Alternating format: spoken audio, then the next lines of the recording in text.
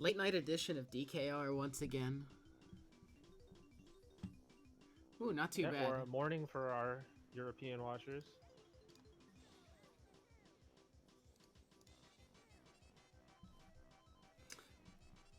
And they're off with Ancient Lake. This track, like many other plane tracks, mostly about chaining together these boosts smoothly. An unfortunate thing about plane, like something that can happen in a lot of vehicles, is that you thought you were about to hit a boost and you don't, and you let go of A because of it, and meaning you just lost all your speed. I saw that happen to Drac a second ago, and it's definitely more punishing in plane to just let go of A, even if you miss. Yeah, it's a mistake that happens in every vehicle, but can cause you a lot of time loss in plane just due to how long it takes to accelerate normally. Yeah, you can be left stranded without a boost, but both of our runners finishing up Fossil Canyon here and moving on, not too far behind each other.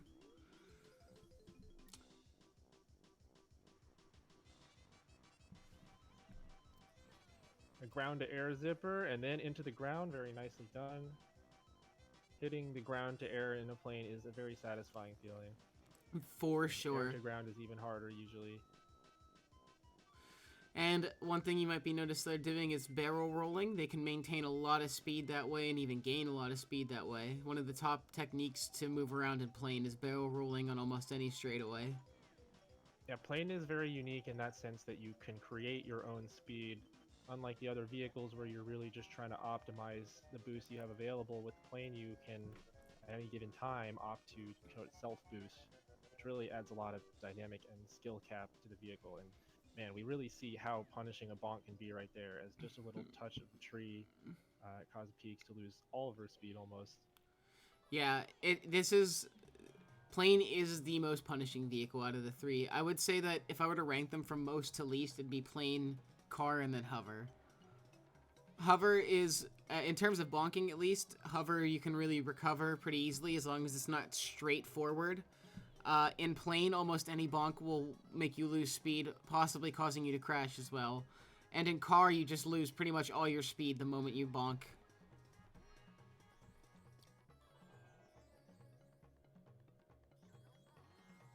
So we're moving on now to Jungle Falls, and our runners are still fairly close, a little less than one's lap separating them.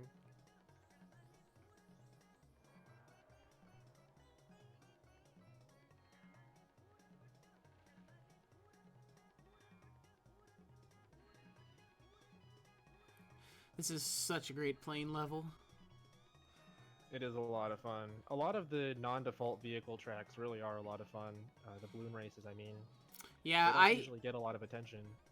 I can't believe how much I enjoy the hover tracks now after doing hover percent. It's just such a different feeling, and the hover levels are just it's so strange to tackle these levels in such this way. Peaks finishing up with very nice Jungle Falls there. And we are on to the first out-of-bounds level, as Drac unfortunately missing that zipper, but recovering pretty well with a bunch of barrel rolls. As Peaks will be, looks like using the normal strategy to get out of bounds there. There's a harder strategy you can use that ends up being a bit faster, but it is a little less consistent.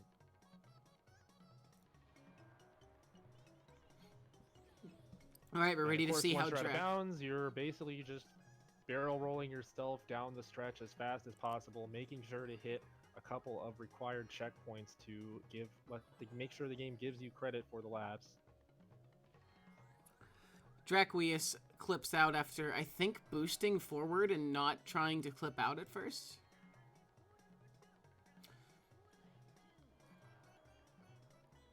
Hot Top is probably the easiest out-of-bounds path of the three. It's just almost a complete straight line. Yeah, this is almost always the first out-of-bounds track that people learn, since it is also in the RTA categories, and it is fairly easy. So Peaks finished in a 55 here. I'm very interested to see what Drac finishes up with, because he's not too far off. Okay, and here we go. This is pretty difficult out of bounds, and she gets it first try. Excellent.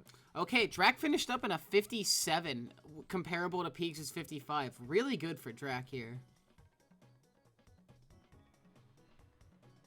Ooh, Peeg's got a wrong way, unfortunately. She'll have to fix Able that. to fix the checkpoint, it looks like, and that is why it's important to experiment with your checkpoints.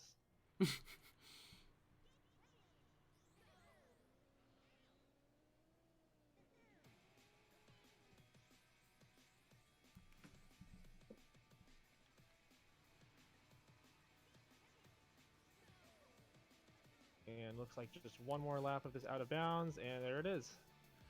Wow, very nice from Peegs there.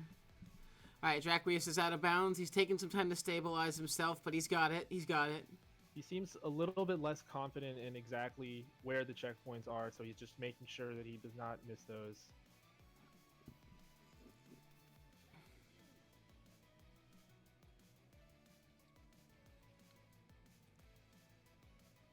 Meanwhile, Peeg's moving on to an infamously difficult plane level, Frosty Village. One of which she reigns supreme, though. Yes, and was that a triple? That looks pretty. That was good. extremely clean triple boost from Peegs. Yeah, that was nicely done. And Draquius finishes up in Treasure Caves, heading on to meet Peegs at Frosty Village.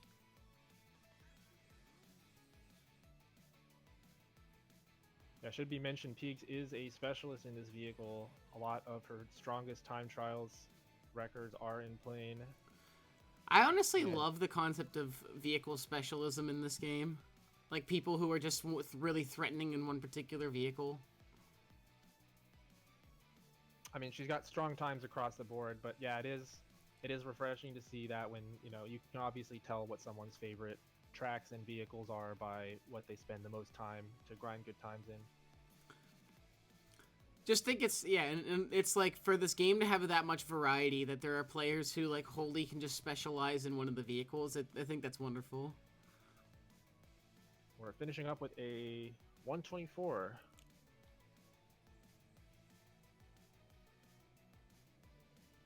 And now we have to skip a few tracks, of course. Plane, unfortunately, given the least amount of love in this game in terms of tracks available. But it makes sense given the limitations of designing a level for this vehicle.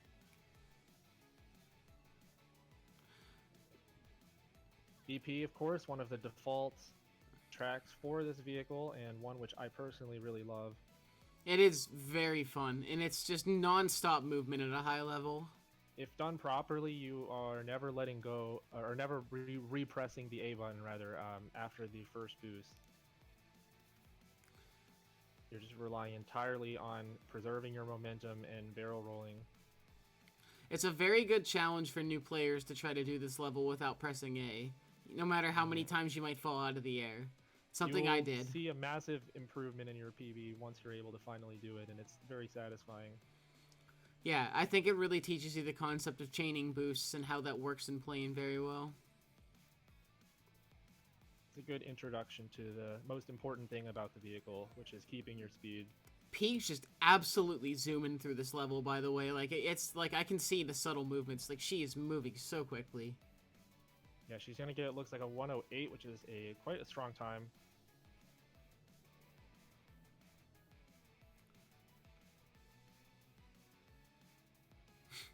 I was about to say, and here we have Boulder Canyon. That would be something. I think you can hack the game to play Boulder Canyon with plane. I've seen a video. Honestly, if you know you have Frosty Village, why not Boulder Canyon? Doesn't make any sense to me.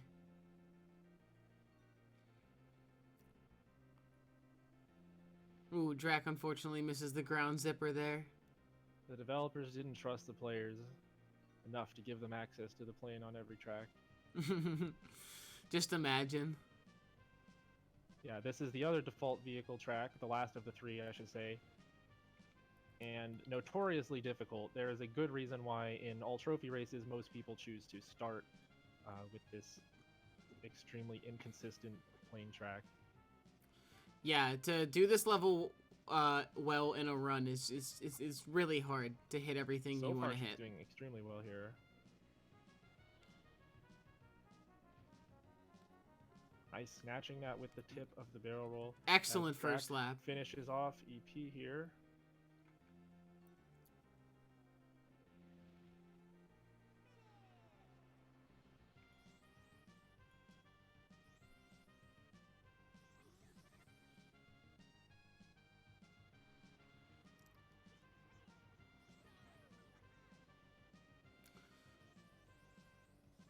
Man, fast for Peaks. I didn't check the time, but that looked good. Was that? I think that was sub 120, which is really good for a no reset situation like this.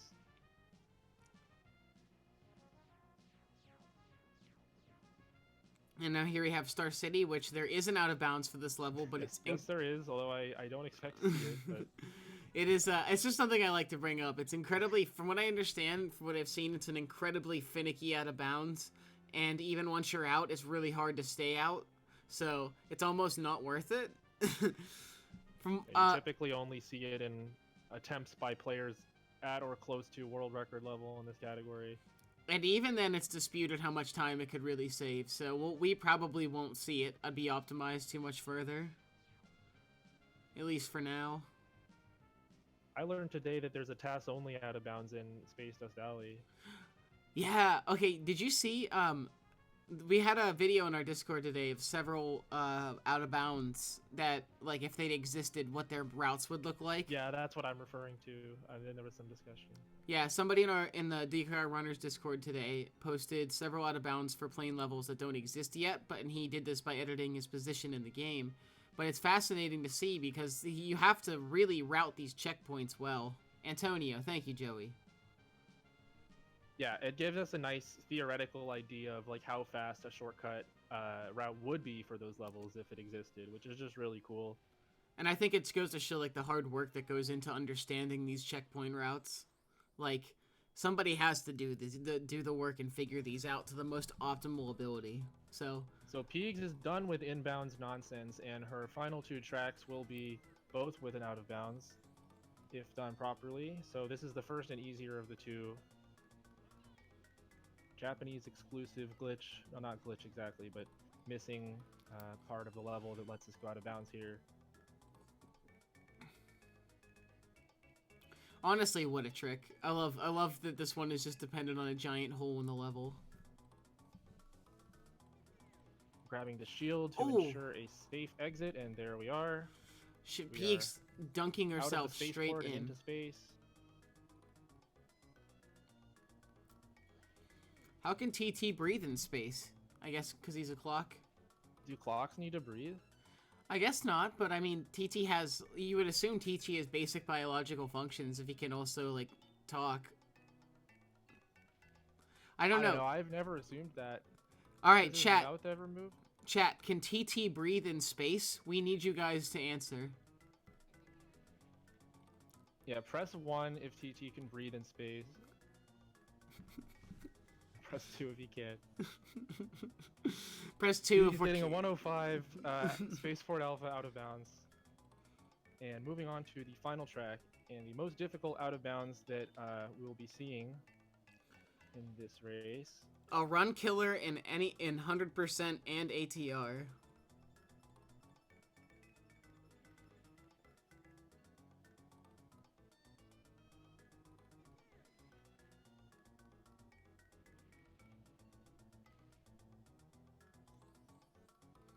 Meanwhile, Drac will be finishing up the last inbounds track. Oh, Peaks is... Wow. Oh, did she elect to go inbounds? Yeah, we got debated there. Wow. Huh. I wonder if she decided before the race that she would do it, or if this was like a spur-of-the-moment thing. Well, easy to be much more consistent inbounds. And I still think this is a very fun inbounds level regardless. Windmill Plains is one of the height of level design in DKR, I think, for all three of its tracks. Yeah, it is long, and there's a variety of different terrain types and, you know, visuals. Kind of has it all. Even a difficult out of bounds.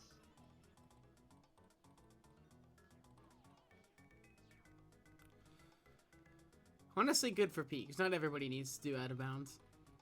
Yeah, I mean, I think it's nice to showcase the inbounds. I actually do really like the inbounds plane, Windmill Plains.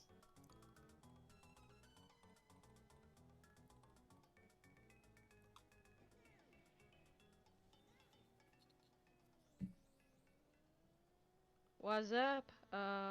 Hold on. Oh, welcome, Peaks. I think you jumped the gun on us by a few seconds there. Okay, Peaks finishes in a 14:55. Oh no, Drac missing just barely missing the out of bounds, and it looks like he'll be finishing the lap inbounds. There we and go. Perhaps trying again. My audio's fixed. Welcome. Good job on the run. Yeah, nicely done. Got a nice 14. Did Yeah. was that a showed off the inbounds windmill planes that we all know and love? yeah? I was about to Yeah. say, was that a spur of the moment decision to not do the out of bounds, or did you plan on it? Plan on it. Nice. Very nice. It's a fun inbounds level. Yeah. It's one of my better plane tracks, actually, the inbounds. Anyway, I think getting a 14 without the windmill planes out of bounds Ooh. is a good thing. Yeah, that would have been potentially a mid 14 or low, like 14, 20. Low something. around like probably closer to like yeah, 14, yeah, somewhere around like 14-20. If I did I don't know. Yeah, bounds. no, I don't honestly, remember really exactly, good around run. 35. Anyway, yeah, but nice run anyway. Here we see Drac making his way to his final course in Windmill Plains. Now, I believe I saw Drac finish in, I think 18 minutes-ish for his last two runs, so I think he could still finish in a sub-18. Yeah, his He's PB. been on a tear with the improvements. Yeah, I'm really glad to see it too. When he first took up plane percent when no one else in his team wanted to, I was like, oh man, I pity this man. Well, but, when this tournament started, plane percent was easily the most contentious category, I think. Well, it's funny because we had a lot of very good players right away volunteering for plane, but then there was just not quite enough to fill it out, so got dragged in. Oh, and here we see TIMETOLOSE's signature move, typing their own name into the cheats.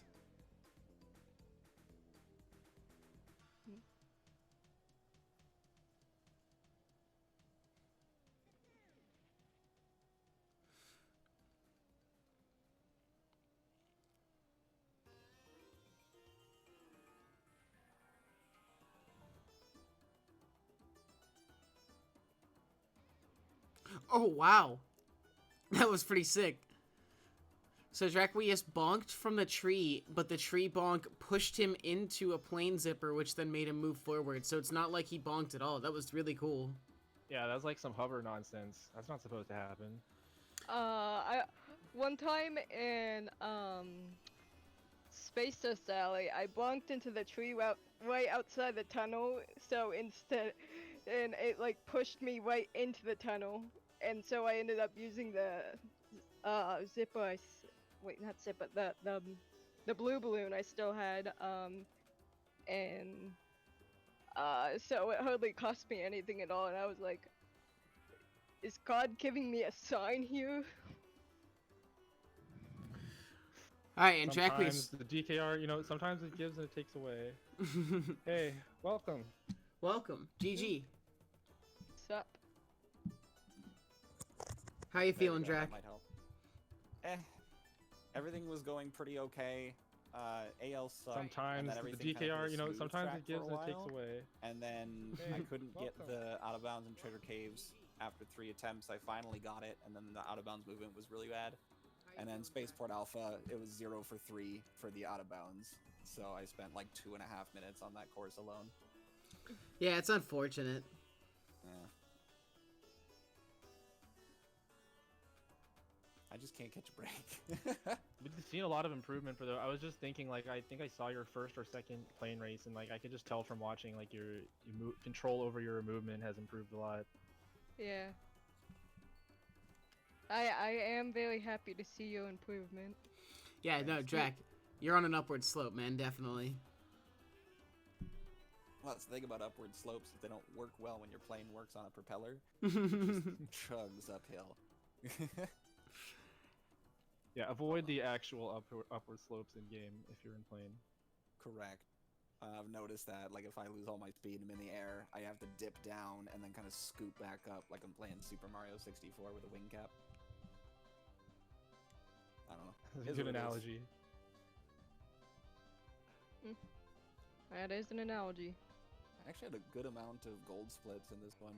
Like Jungle Falls, Hot Top, Frosty, Space Dust, Star City were all golds, but all of my reds were like losing time by 30 seconds or more, so it just wasn't enough to make it over. I lost 3.5 minutes on Spaceport Alpha. Yeah, I have to get rid of my split gold on SDA because in the race versus Ohio I forgot to split on Fussy Road and I was like, wait. So when I split on EP, it was like, wait a minute. So I ended up double splitting on there. I hate messing up my splits in that way and like having them like, cause then it's like it'll bug me for the rest of the time, knowing, oh no, I messed up that split, now I gotta fix it. Yeah, I actually was finally persuaded to set up auto splitter because I hated having to deal with the menuing of hover percent and split at the same time. It's really nice. Yeah. Oh. So how are you feeling about the tournament, Drac? I think I'm 0 for 5 at this point. I mean, but I mean, I expected that. I didn't expect to beat anybody because I'm way too new to actually like, put numbers on the board. I yeah. got 1 PB, and everything else has been 18.5-minute runs, which is like 2 minutes or a minute and a half behind my what should be my average at this point. I So, mean, think of it this way. In just a week alone, you were able to go from like 20 to 18 average, and yeah, and that 1822, that's a better 18 than Drunk Me got, I think. yeah, I think yours was like an 1840 or 1850 or something. I don't know. Yeah, so you just beat Drunk Me when like the week beforehand. And that was honestly the lost. race that you had to win, was against Drunk Peaks. Yeah, that's the only one that really matters. I think that one should be worth more points than. Next year we're gonna have just a tournament for beating all of Peaks' drunk times. We just set up a separate ladder on the DKR website that's just Drunk Peaks times. Yep, drunkpeaks64.com. All of your points will be your times in relation to Drunk Peaks times. Can we actually make this happen? Can we get, I don't know who moderates the DKR website, but can we get them on this? I don't know. I think it might be irresponsible in the long run, but that's just me. Alright. Yeah, it might be a little bit irresponsible, but I mean, In the short term, it's pretty funny. Person, so. Alright. Alright, I think that's gonna be it for the night, so stay tuned tomorrow, guys. Tomorrow, actually, well, today, I guess you could say, if you're in the Eastern time zone. But tomorrow we have Morgs versus Zojalix for, hover percent is the words that I was looking for.